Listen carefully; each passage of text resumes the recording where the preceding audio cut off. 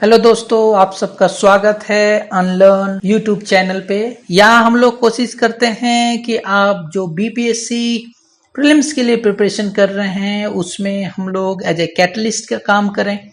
आज हम लोग लेके आए हैं मॉडर्न हिस्ट्री का सीरीज जो कि प्रीवियस ईयर क्वेश्चंस पे बेस्ड है। और हमने क्या किया है कि मॉडर्न हिस्ट्री के जो प्रीवियस ईयर के क्वेश्चंस हैं उनको वन लाइनर में कन्वर्ट कर दिया है सो दैट आपको याद रखने में और रिवाइज करने में आसानी हो। ये पार्ट 1 है। यदि आपको पसंद आती है तो पार्ट 2 भी मॉडर्न हिस्ट्री के जो बचे हुए क्वेश्चंस हैं जो प्रीवियस ईयर क्वेश्चंस में आ रखे हैं उनको वन लाइनर के फॉर्म में आपके लिए लेके आएंगे। चलिए स्टार्ट करते हैं। जो पहला क्वेश्चन है वो ये है कि dual system of governance in Bengal was enforced by. जो बंगाल में डुअल सिस्टम ऑफ गवर्नेंस था वो किसके द्वारा इन्फोर्स किया गया था? इसका आंसर है रॉबर्ट क्लाइव। जो रॉबर्ट क्लाइव है उसके द्वारा dual system of governance Bengal में इन्फोर्स किया गया था। इसका टाइमिंग है 1765 से 1772, यानी 1765 से 1772 तक डुअल गवर्नेंस बंगाल में चला था। डुअल गवर्नेंस क्या होता है? बंगाल के एडमिनिस्ट्रेशन को दो पार्ट में डिवाइड कर दिया गया था, एक निजामत और एक दीवानी। इस डुअल गवर्नमेंट जो सिस्टम था उसको वॉरेन हेस्टिंग ने एबॉलिश किया था। वॉरेन हेस्टिंग ने 1772 में एबॉलिश किया था जब वो वाइसरॉय बने थे। अगला क्वेश्चन है who participated in the parliament of religions held at Chicago in 1893।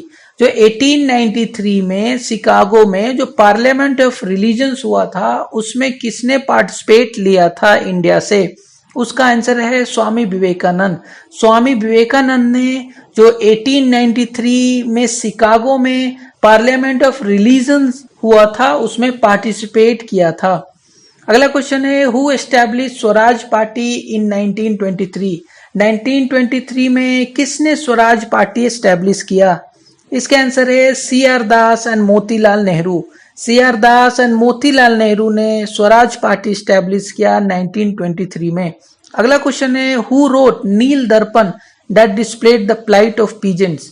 नील दर्पण जो बुक है उसको किसने लिखा जिस बुक में जो पीजेंट्स का प्लाइट है उसका डिस्क्रिप्शन है? इसका आंसर है दीन बंधु मित्र। दीन बंधु मित्र ने नील दर्पण बुक लिखी। अगला क्वेश्चन है battle of Wandiwash in 1760 was fought by the British against whom। जो बैटल ऑफ वांडीवॉश हुआ था 1760 में वो ब्रिटिश ने किसके खिलाफ लड़ा था? फ्रेंच के खिलाफ बैटल ऑफ वांडीवॉश हुआ था। अगला क्वेश्चन है which act establish separate electorate system in India. कौन सा act separate electorate system India में एस्टैब्लिश की? इसका आंसर है Indian council act 1909। Indian council act 1909 है, उसने सेपरेट इलेक्टोरेट सिस्टम एस्टैब्लिश किया था इंडिया में। सेपरेट इलेक्टोरेट सिस्टम किसके लिए एस्टैब्लिश किया? मुस्लिमों के लिए एस्टैब्लिश किया था। और जो मॉर्ले मिंटो है वो मॉर्ले मिंटो को फादर ऑफ कम्युनल इलेक्ट्रोड भी कहते हैं। इंडियन काउंसिल एक्ट 1909 को मॉर्ले मिंटो रिफॉर्म भी कहते हैं। अगला क्वेश्चन है in which college Gandhi ji studied. Gandhi ji किस कॉलेज में पढ़े थे? इसका आंसर है Samaldas college in Bhavnagar. Samaldas college Bhavnagar में गांधी जी ने अपनी पढ़ाई की थी। अगला क्वेश्चन है famous person participated in 1857 revolt from different places. अलग अलग जगह से अलग अलग जो लोग थे जिन्होंने पार्टिसिपेट किया 1857 रिवोल्ट में, उसके बारे में हम लोग जानने की कोशिश करते हैं। जो दिल्ली से थे वो जनरल बख्त खान थे। जो कानपुर से थे वो नाना साहब थे। जो लखनऊ से थी वो बेगम हजरत महल थी। बरेली से खान बहादुर थे। बिहार से वीर कुंवर सिंह थे। फैजाबाद से मौलवी अहमदुल्ला थे। झांसी से रानी लक्ष्मीबाई थी। इन लोगों ने अलग अलग जगह से 1857 की क्रांति में रोल प्ले किया। Regarding which act Jawaharlal Nehru said. किस एक्ट के बारे में जवाहरलाल नेहरू ने कहा? We were provided with car with all brakes and no engine. हम लोगों को एक कार दिया गया है जिसमें ब्रेक्स हैं बट इंजन नहीं है। वो एक्ट था government of India act 1935। Government of India act 1935 के बारे में जवाहरलाल नेहरू ने कहा था कि ये एक्ट कार के जैसा है जिसमें ब्रेक्स तो हैं बट इंजन नहीं है। अगला क्वेश्चन है, for how many days did Dandi March last? जो दांडी मार्च हुआ था वो कितने दिन तक चला था? इसका आंसर है 24 दिन। मार्च 12 से स्टार्ट हुआ था, अप्रैल 6 को खत्म हुआ था 1930 में। अगला क्वेश्चन है, who is the author of popular song सरफरोशी की तमन्ना अब हमारे दिल में है?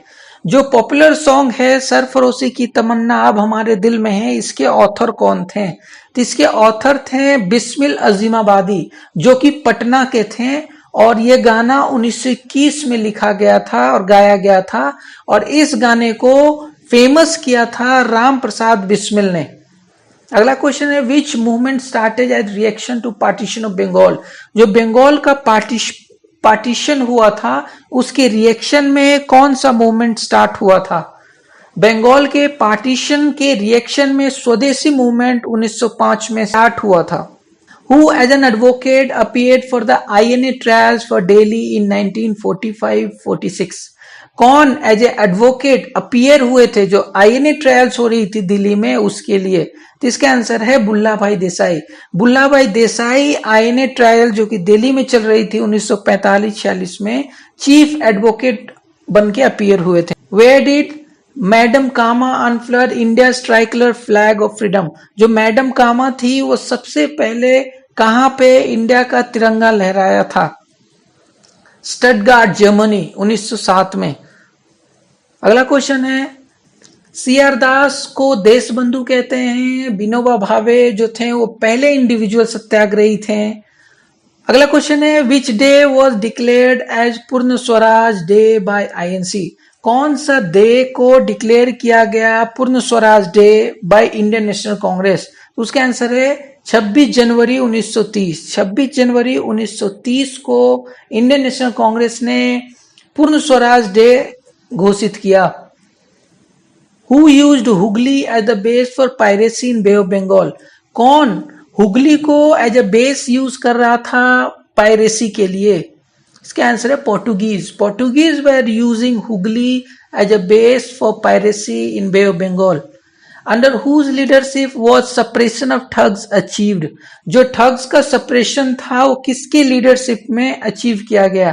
तो इसका आंसर है कैप्टन स्लीमैन। कैप्टन स्लीमैन ने ही ठग्स को सप्रेस किया था इंडिया में।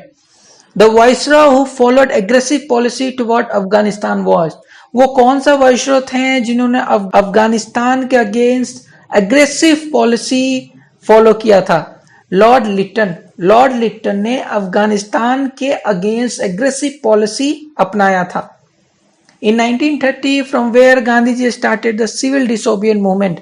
1930 में कहां से गांधी जी ने सिविल डिसोबिडियंस मूवमेंट स्टार्ट की थी? इसका आंसर है दांडी। दांडी से, दांडी में नमक का लॉ तोड़कर गांधी जी ने सिविल डिसोबिडियंस मूवमेंट स्टार्ट की थी 1930 में। इसे साल्ट सत्याग्रह भी कहते हैं। शराबबंदी campaign of 1922 was led by? जो शराबबंदी कैंपेन था 1922 का वो किसके द्वारा लीड किया गया था? इसका आंसर है सरदार वल्लभ भाई पटेल। सरदार वल्लभ भाई पटेल ने ही शराबबंदी कैंपेन 1922 में लीड किया था। Who was the president of Indian National Congress at the time of partition of India? जब इंडिया का बंटवारा हुआ था तो उस समय इंडियन नेशनल कांग्रेस का प्रेसिडेंट कौन थे? इसका आंसर है जेपी कृपलानी। जेपी कृपलानी जो थे वो पार्टीशन के टाइम इंडियन नेशनल कांग्रेस के प्रेसिडेंट थे। Who was the founder of Indian national Congress? Indian national Congress के फाउंडर कौन थे? एओ ह्यूम। एओ ह्यूम ने इंडियन नेशनल कांग्रेस को फाउंड किया था। Who said Swaraj is my birth right and I shall have it? किसने कहा था स्वराज मेरा जन्मसिद्ध अधिकार है, मैं इसको लेकर रहूंगा? बाल गंगाधर तिलक ने कहा था Swaraj is my birth right and I shall have it. Rabindranath Tagore gave up his knighthood because of? जो रविन्द्रनाथ टैगोर थे उन्होंने अपना नाइटहुड रिटर्न कर दिया था, क्यों? इसका आंसर है जलियांवाला जो बाग मैसेकर हुआ था उसके रेस्पॉन्स में रविन्द्रनाथ टैगोर ने अपना नाइटहुड रिटर्न कर दिया था। Who establish servant of India society? किसने servant of India society establish किया? आंसर है गोपाल कृष्ण गोखले 1905। गोपाल कृष्ण गोखले ने 1905 में सर्वेट ऑफ इंडिया सोसाइटी स्टैब्लिश किया। विच रिवोल्यूशनरी वर हैंग्ड इन काकोरी ट्रेन रॉबरी केस। जो काकोरी ट्रेन रॉबरी केस थी उसमें किस रिवोल्यूशनरी को फांसी की सजा सुनाई गई? आंसर है राम प्रसाद बिस्मिल, ठाकुर रोशन सिंह, राजेंद्र नाथ लहरी एंड अशफाकुल्ला खान। इन चारों को काकोरी ट्रेन रॉबरी के केस में फांसी की सजा दी गई। Satyashodhak Samaj was founded by. जो सत्यशोधक समाज था वो किसके द्वारा फाउंड किया गया था? इसका आंसर है Jyotiba Phule. Who was the first woman president of Indian national Congress? Indian national Congress की पहली महिला प्रेसिडेंट कौन थी? इसका आंसर है Annie Besant. Annie Besant Indian national Congress की पहली महिला प्रेसिडेंट थी, जबकि Sarojini Naidu first Indian woman थी जो इंडियन नेशनल कांग्रेस की प्रेसिडेंट बनी। Who was the first satyagrahi of individual satyagraha movement? जो इंडिविजुअल सत्याग्रह मूवमेंट था उसके पहले सत्याग्रही कौन थे? विनोबा भावे, जो कि 1940 में पहले सत्याग्रह बने। जवाहरलाल नेहरू को as a second Satyagrahi nominate किया गया। Who was the founder of India house in London? जो लंदन में इंडिया हाउस है उसके फाउंडर कौन थे? श्यामजी कृष्ण वर्मा। श्यामजी कृष्ण वर्मा ने लंदन में इंडिया हाउस को फाउंड किया। The system under which peasant himself owns the land and is responsible for payment of land revenues to the government each। वो सिस्टम जिसके अंदर पीजेंट लैंड को ओन करता है और लैंड रेवेन्यू डायरेक्ट गवर्नमेंट को देता है is ryotwari system. Land revenue direct government को पे करता है, वो कौन सा सिस्टम है? रोटवरी सिस्टम, जो कि इंट्रोड्यूस किया गया था थॉमस मुनरो के द्वारा 1820 में मद्रास वाले रीजन में। अगला क्वेश्चन है हु रोट द बुक देशेर कथा? जो देशेर कथा है किताब, इसको किसने लिखा? इसके आंसर है सखाराम गणेश दुष्कर। सखाराम गणेश दुष्कर ने देशेर कथा को लिखा। Who began Faraizi movement? Faraizi movement को किसने स्टार्ट किया? हाजी शरीयतुल्लाह।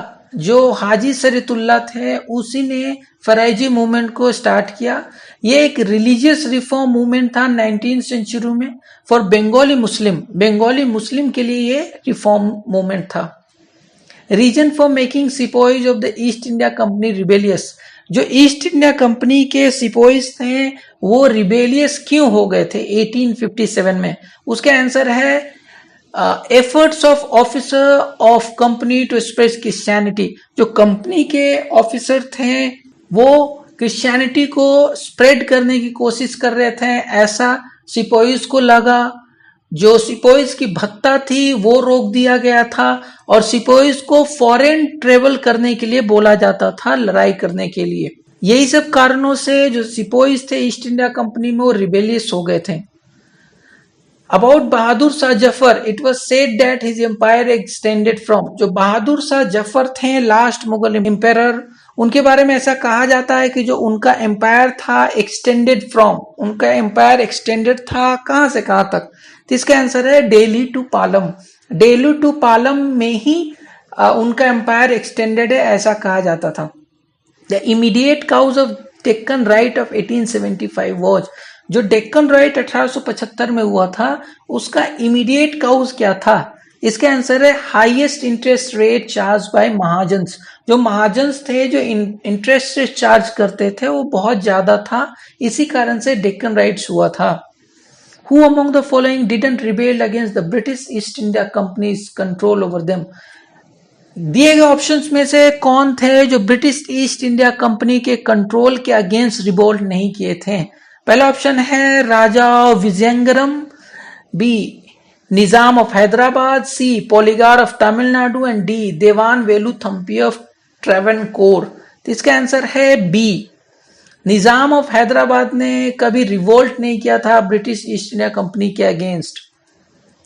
Who wrote poverty and un British rule in India? किसने लिखा poverty and un British rule book? इसका आंसर है दादा भाई नौरोजी। दादा भाई नौरोजी ने poverty and un British rule in India लिखा।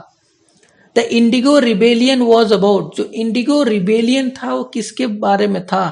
कहता है peasant was force to grow indigo, जो peasant थे उनको फोर्स किया गया था इंडिगो ग्रो करने के लिए, इसीलिए इंडिगो रिबेलियन हुआ। अगला क्वेश्चन है राजानी पालमे दत्त सेड, जो आरपी दत्त हैं वो कहते हैं कि they both fought and collaborated with imperialism, दोनों लड़े भी और कोलैबोरेट किए इंपीरियलिज्म से। Which political group he was referring to, कौन से पॉलिटिकल ग्रुप के बारे में आरपी दत्त ऐसा कह रहे हैं? इसके आंसर है Indian national Congress. Indian national Congress के बारे में कह रहे हैं कि वो लड़ते भी थे और कोलैबोरेट भी करते थे इंपीरियलिज्म के साथ। Which of the following was not nationalist newspaper, कौन सा न्यूज़पेपर नेशनलिस्ट नहीं था? पहला ऑप्शन है द हिंदू, दूसरा ऑप्शन है बंगाली, तीसरा ऑप्शन है द महाराष्ट्र, चौथा ऑप्शन है द टाइम्स ऑफ इंडिया। इसके आंसर हो जाएगा D, the times of India, जो कि ब्रिटिश द्वारा पब्लिश किए जाते थे, इसीलिए एक नेशनलिस्ट न्यूज़पेपर नहीं था। बाकी तीनों द हिंदू, बंगाली, द महाराष्ट्र, ये सब नेशनलिस्ट न्यूज़पेपर थे। अब कुछ ऑर्गेनाइजेशन उसके फाउंडर के बारे में जानते हैं जो कि एग्जाम के पर्पज से बहुत इंपॉर्टेंट है। जैसे प्रार्थना समाज, इसको फाउंड किया था आत्माराम पांडुरंगा ने। यंग इंडिया, इसको गांधी जी ने फाउंड किया था। लोकहितवादी गोपाल हरि देशमुख को बोलते थे। सत्यशोधक समाज जो था वो ज्योतिबा फुले ने फाउंड किया था। रहनुमाई मजदयान सभा जो था वो नौरोजी फिरदौसी ने फाउंड किया था। अब न्यूज़पेपर और उसके एडिटर के बारे में जानते हैं कि कौन सा न्यूज़पेपर को कौन सा एडिटर थे, कौन सा न्यूज़पेपर के कौन एडिटर थे। द हिंदू के जो एडिटर थे वो जी सुब्रमण्यम अय्यर थे। केसरी के जो एडिटर थे वो बाल गंगाधर तिलक थे। बंगाली के जो एडिटर थे वो सुरेंद्र नाथ बनर्जी थे। हिंदुस्तानी के जो एडिटर थे वो गंगा प्रसाद वर्मा थे। सुधारक के जो एडिटर थे वो गोपाल कृष्ण गोखले थे। अगला क्वेश्चन है कि Jallianwala Bagh massacre happen in the context of which Gandhian satyagraha, जो जलियांवाला बाग मैसेकर हुआ था वो किस कंटेक्स्ट में हुआ था, किस गांधीयन सत्याग्रह से रिलेटेड था? तो उसका आंसर है रॉलेट सत्याग्रह, जो 1919 में स्टार्ट हुई थी। Bal Gangadhar Tilak came to be known as Lokmanya Tilak when, Bal Gangadhar तिलक को लोकमान तिलक कब कहा गया? तो इसका आंसर है given title during court trial, court trial के टाइम में जब बाल गंगाधर तिलक पे सेडिशन का चार्ज लगा था, just because he published article in the newspaper against the British rule, और ये कहा गया था कि जो चापेकर ब्रदर थे वो उस आर्टिकल से इंस्पायर होके सी रैंड एंड लेफ्टिनेंट एरहेस्ट को असैसिनेट कर दिया था, इसीलिए बाल गंगाधर तिलक पे सेडिशन का चार्ज लगाया गया था और उसी कोर्ट ट्रायल के दौरान उनका नाम लोकमान्य तिलक पड़ा। अगला क्वेश्चन है who raise the flag of independence at the Congress session of 1929। 1929 में जो कांग्रेस का सेशन हुआ था उसमें फ्लैग ऑफ इंडिपेंडेंस किसने रेज किया था? तो इसका आंसर है Pandit Jawaharlal Nehru. How old was Bhagat Singh when he threw bomb in the assembly in protest against the government? उस समय भगत सिंह की एज क्या थी जब उन्होंने असेंबली में बॉम्ब फेंका था? तो इसका आंसर है कि लगभग 21 वर्ष के करीब उनकी एज थी। अगला question in which territory did tribals rebel against the British? किस टेरिटरी में ट्राइबल्स ने ब्रिटिश के अगेंस्ट रिबेल कर दिया? तो उसका आंसर है Bihar. Which of the following princely states was not annexed by British? कौन सा प्रिंसली स्टेट था जिसको ब्रिटिश ने अनेक्स नहीं किया था? ए सिंध, बी ग्वालियर, सी अवध, डी सतारा। इसका आंसर है बी, ग्वालियर को ब्रिटिश ने अनेक्स नहीं किया था। What was the ultimate goal of Gandhi ji salt satyagraha? जो गांधी जी का साल सत्याग्रह था उसका अल्टीमेट गोल क्या था? तो उसका आंसर है ब्रेकिंग सॉल्ट लॉ। जो सॉल्ट लॉ को तोड़ना ही गांधी जी का गोल था। और एक जो अदर गोल था वो ये था कि इकोनॉमिक रिलीफ कॉमन पीपल को गांधी जी देना चाहते थे, क्योंकि सॉल्ट पे बहुत ज्यादा टैक्स लगाया था गवर्नमेंट ने। सॉल्ट सत्याग्रह जो है वो 12 मार्च से स्टार्ट होती है, 6 अप्रैल को खत्म होती है 1930 में। 78 वॉलंटियर्स थे जो साबरमती से डांडी तक जाते हैं, सॉल्ट प्रोड्यूस करके सॉल्ट लॉ को तोड़ते हैं। अगला क्वेश्चन है Moplah rebellion of 1921 broke out in, जो मोपला रिबेलियन था 1921 का, वो कहां पे हुआ था? वो केरला में हुआ था। Swadeshi movement took place in India during, जो स्वदेशी मूवमेंट था वो इंडिया में हुआ किस time? Anti Bengal partition agitation, यानी जो बंगाल का पार्टीशन किया गया था 1905 में, उसके अगेंस्ट में स्वदेशी मूवमेंट हुआ था। Bombay presidency association was establish by, जो बॉम्बे प्रेसिडेंसी एसोसिएशन है वो किसके द्वारा एस्टेब्लिश किया गया है? तो इसका आंसर है बदरुद्दीन तैयब जी, फिरोज शाह मेहता जी और केटी तेलांग जी इन 1885। इन तीनों ने मिलकर 1885 में बॉम्बे प्रेसिडेंसी एसोसिएशन स्टैब्लिश किया। Who establish imperial cadet corps, imperial cadet corps को किसने स्टैब्लिश किया? इसके आंसर है लॉर्ड कर्जन। लॉर्ड कर्जन ने इंपीरियल कैडेट कॉर्प्स को स्टैब्लिश किया। Declaration of partition of Bengal was done on, जो पार्टीशन ऑफ बंगाल का डिक्लेरेशन था वो कब किया गया था? 19 जुलाई 1905। हालांकि ये पूरा डेट नहीं याद रखना है, बट सिर्फ ये याद रखना है कि 1905, इससे अपना काम चल जाता है। Who was given the life punishment for the murder of colonel Wyllie, किसको लाइफ पनिशमेंट मिला कर्नल विली के मर्डर के चार्ज में? इसके आंसर है मदन लाल ढींगरा। मदन लाल ढींगरा को लाइफ पनिशमेंट मिला for the murder of colonel Wyllie. The post of Indian high commission was created by which act, कौन से एक्ट के द्वारा जो इंडियन हाई कमीशन की पोस्ट है क्रिएट किया गया था? इसका आंसर है government of India act 1919। Government of India act 1919 के द्वारा इंडियन हाई कमीशन का पोस्ट क्रिएट किया गया था। अगला क्वेश्चन है Indian national Congress did not take part in which round table conference, कौन सा राउंड टेबल कॉन्फ्रेंस में इंडियन नेशनल कांग्रेस ने पार्ट नहीं लिया था? तो इसका आंसर है first and third. First and third में पार्ट नहीं लिया था, सेकेंड वाले में इंडियन नेशनल कांग्रेस ने पार्ट लिया था। Mahatma Gandhi presided over which session of Indian national Congress, Indian national Congress के कौन से सेशन में महात्मा गांधी ने प्रेसाइड किया था? इसका आंसर है 39 सेशन, जो कि बेलगाम कर्नाटका में 1924 में हुआ था। उस सेशन में महात्मा गांधी ने इंडियन नेशनल कांग्रेस की प्रेसिडेंसी की थी। Name the member of cabinet mission plan, जो कैबिनेट मिशन प्लान था उसके मेंबर कौन कौन थे? Lord Patrick Lawrence, sir Stafford Cripps and AV Alexander member थे कैबिनेट मिशन प्लान की, जो 1946 में भेजा गया था इंडिया में। Who wrote the pamphlet now or never, किसने लिखा नाउ और नेवर पैम्पलेट? इसका आंसर है रहमत अली। रहमत अली ने लिखा now or never pamphlet. Who declared Sati illegal, किसने सती को इलीगल डिक्लेयर किया? इसका आंसर है विलियम बेंटिंग। विलियम बेंटिंग ने सती को इलीगल डिक्लेयर किया। When was Punjab land alienation act pass, Punjab land alienation act कब पास हुआ? तो इसका आंसर है 1900। इस एक्ट के तहत transfer of land ownership limit कर दिया गया था पंजाब में। The department of state was establish under whose headship, किसके हेडशिप के अंदर डिपार्टमेंट ऑफ स्टेट स्टैब्लिश किया गया था? तो इसका आंसर है सरदार पटेल। सरदार पटेल ने 1947 में डिपार्टमेंट ऑफ स्टेट बनाया था, जिसका पर्पस भी ये था कि जो प्रिंसली स्टेट्स थे उनको इंटीग्रेट करना था, इसलिए department of state Sardar Patel ने स्टैब्लिश किया था। In which year Santal revolt occurred, Santal जो रिवोल्ट है वो किस साल हुआ? इसका आंसर है 1855-56। In which year Surendra Nath Banerjee was eliminated from ICS, ICS से इंडियन सिविल सर्विस से किस साल सुरेंद्र नाथ बनर्जी को एलिमिनेट कर दिया गया? इसका आंसर है 1874।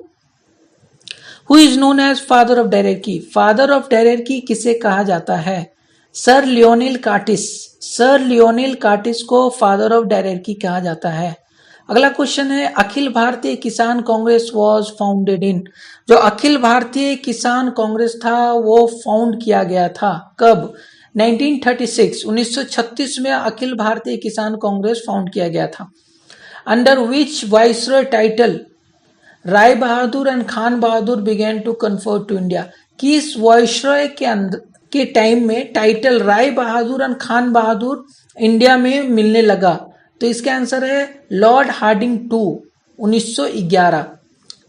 लॉर्ड हार्डिंग टू जो 1911 में आए थे, तब से Rai Bahadur and Khan Bahadur title Indian kings को मिलने लग गए थे।